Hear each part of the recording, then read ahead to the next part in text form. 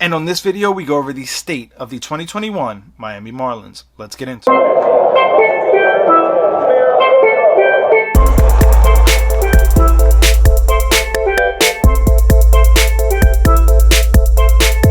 What's going on, Legend Nation? Jeremy Laracuente here for the Baseball Banter Broadcast on the Laracuente Legend Network. And as I said in the open, today we will be discussing the state of the 2021 Miami Marlins. But before we get into it, make sure if you haven't already done so, you smash that subscribe button if you're a huge fan of Major League Baseball or of baseball in general.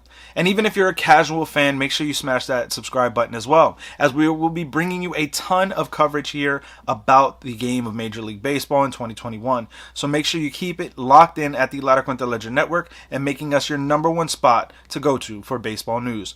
So let's get into the state of the Miami Marlins. When we look at what the Marlins are going to be in 2021, we have to take a look at what they did this past offseason. Now, most notably, they would bring in Duvall. This player is really going to help them as an offensive force because he's going to slot into that outfield and be able to contribute in a big way. We saw how he helped the Atlanta Braves in 2020.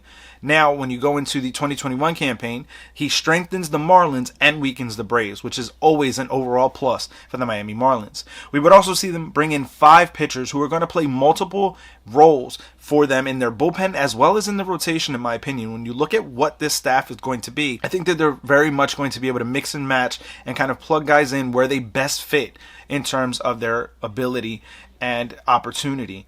When we look at what Adam Simber, Anthony Bass, Johnny Curtis, Ross Detweiler, and Dylan Floro really bring to the Miami Marlins roster, again, it's versatility and being able to plug guys in and find value where there may not have been seen value previously.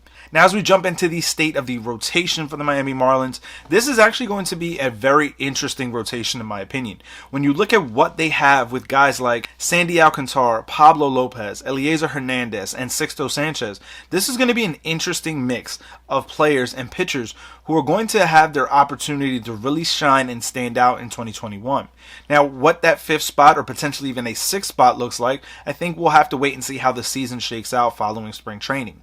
But when you look at what this roster can be and what this rotation can be for the Marlins, this is really going to be an underrated rotation. And now the Marlins are going to need this rotation to be very good in terms of their overall numbers and their ability and their durability in order for them to succeed in 2021. Now, when it comes to the state of the bullpen for the Miami Marlins, it's going to be like much of the rest of this team. It's going to be about the overall, not the individual. And with that in mind, there really are no huge standout names, in my opinion, in this Miami Marlins bullpen. So when you look at what this bullpen is going to be able to do for Miami, they're going to have to kind of mix and match, fill in where they can, and get the outs that they can. This is going to be a roster that's going to have a lot of influx and kind of transitioning back and forth to the alternate site as well as the minor leagues in 2021 in order to really garner themselves the ability to head back to the postseason. Now, as we jump into the state of the offense for the Miami Marlins, this is where they have an even more interesting mix and more interesting dynamic, in my opinion.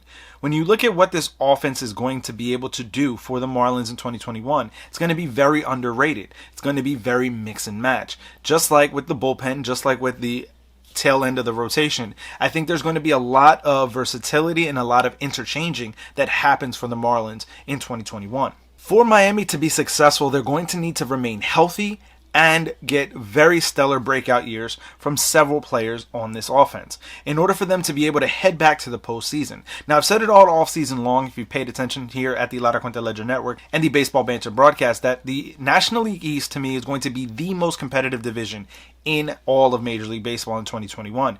And that's because I genuinely believe that all 5 teams are going to be able to compete for a postseason spot. Now, will they remain that way all the way through the end, battling for the top spot in the National League East? Likely not. I think the Braves are still the standout team in this division, with the Washington Nationals because of their pitching staff and the New York Mets because of their overall talent level, are really going to be fighting atop that division.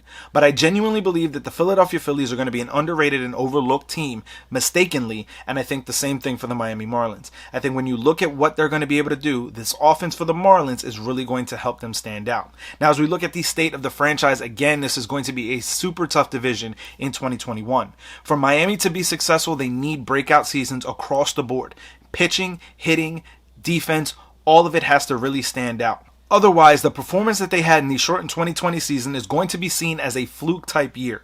And while I don't believe that they're going to have quite the same success, I do believe that they're going to have a very good season in 2021 and be very competitive, battling for that second wildcard spot. But I want to hear from you guys. Let me know your thoughts down in the comment section below. What are your feelings about the Miami Marlins? Where do they end up in the rankings for the National League East as well as the National League as a whole? Let me know your feelings about them down in the comment section below and we'll discuss it further.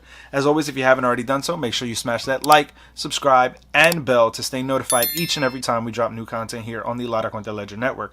Tomorrow we will be bringing you coverage along with our sister channel WeSibs about the Zack Snyder cut of the Justice League.